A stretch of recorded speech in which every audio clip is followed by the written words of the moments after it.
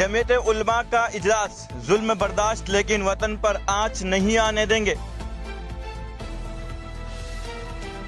उत्तर प्रदेश में अब खातून वर्कर्स के शाम 7 बजे के बाद काम करने पर पाबंदी होगी। खातून ने 12 साल बाद शोहर पर मुबीना लव जिहाद का इल्जाम आयद किया। देवबंद में जमीयत उलमा का इजलास, 5000 उलमा की शिरकत, मुल्की व मजहबी मसाइल पर गौर।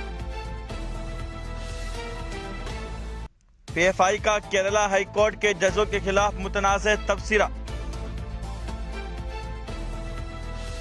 नौजवानों की मुलाजिमत छीनना मोदी हुकूमत को महंगा पड़ेगा, राहुल गांधी। दिल्ली में नौजवान का गोली मारकर कत्ल।